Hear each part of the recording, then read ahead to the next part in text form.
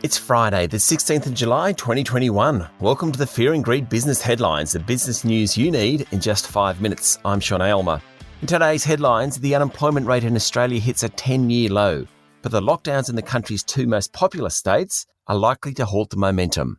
Plus, Victoria announces a snap lockdown while the New South Wales Premier sees green shoots in the fight against COVID. The federal government asked Telstra to step in to help with national security, and cybercrime costs the economy $3.5 billion each year.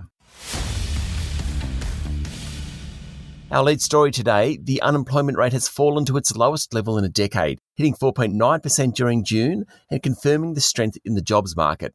A year ago, the unemployment rate was 8.4%, and employment is now more than 1% higher than its pre-coronavirus level in February last year. The economy created 29,100 jobs last month, surprising even the most optimistic economists. There were 51,600 new full-time jobs, and part-time employment fell by 22,500. According to Shane Oliver, chief economist at AMP, Australia's employment level was up 1.2% on pre-COVID levels, one of the few economies to have fully recovered. By contrast, the US labour market has 4.4% fewer jobs. The month didn't include the lockdown in New South Wales. Along with the snap lockdown in Victoria last night, the New South Wales restrictions could trigger a jump in unemployment when the next set of figures come out. That's what should happen, but leading indicators of jobs, vacancies, job ads and hiring intentions all remain strong, and the labour market continues to surprise on the upside. Normally, such a strong report would add weight to the argument that interest rates should rise sooner rather than later, but the lockdowns have changed all that.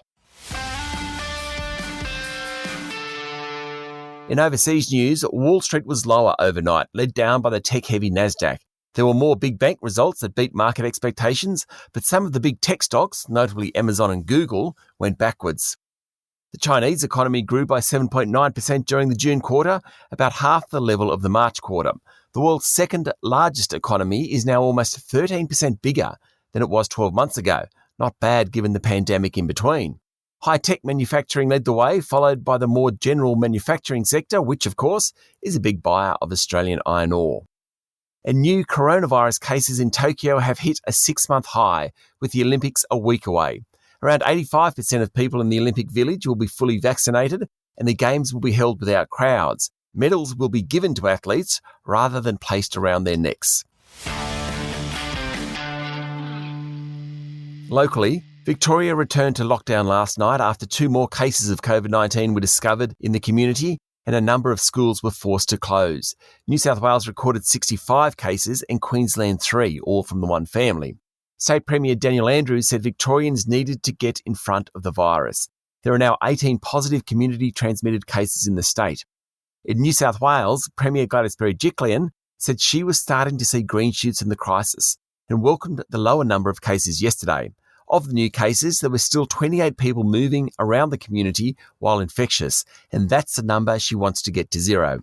A return to school for students would be a priority when restrictions do eventually start to ease, Ms Berejiklian said.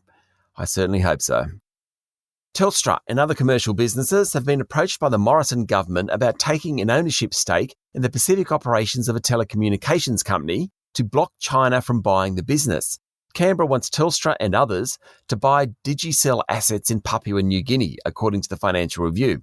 It's concerned that if the Digicel 3G network falls into Chinese hands, it could be used to spy on PNG, access sensitive data, and disrupt activity in the region. It's a pretty incredible story. Cyber attacks cost the economy $3.5 billion a year, and calls to the Australian Cyber Security Centre's hotline were 4 times higher in May than a year earlier. A report from the Cyber Security Industry Advisory Committee said hackers were exploiting weaknesses in the nation's finance, health, education and energy sectors. A quick update on a few of the big takeover bids happening at the moment. Sydney Airport's board has rejected the $22 billion bid for the company as not being in the best interest of security holders. Sydney Airport said the bid was below the trading price prior to the pandemic. Spark Infrastructure confirmed it had received a $5 billion takeover bid from a consortium led by the Ontario Teachers Pension Plan Board and financial giant KKR. Spark said the bid still undervalued the company, but management would engage with the consortium. And Seven Group now owns more than 50% of Boral, meaning its offer of $7.40 a share for the building materials company will remain open for another 2 weeks. Ryan Stokes, the chief executive of Seven, is in line to become chair of Boral. And finally, just in case you're not sure if ethical investing is being supported by investors, listen to this. Fund manager Australian Ethical grew its pool of assets by 50% over the 6 months to the end of June. It now has $6 billion in funds under management, up $2 billion, and the increase was due in part to better returns and in equal part to a $1 billion inflow of new money from superannuation members and individual investors following the cause. That's the Fear and Greed business headlines for today. Make sure you hit follow so you get it every morning. And if you'd like more detail and more stories, search for our longer daily podcast called Fear and Greed. We also release a daily interview. Today, we're talking to a company that's making private jet travel a little bit more affordable and a lot more accessible. I'll be back later with the afternoon market report. I'm Sean Aylmer. Have a great day.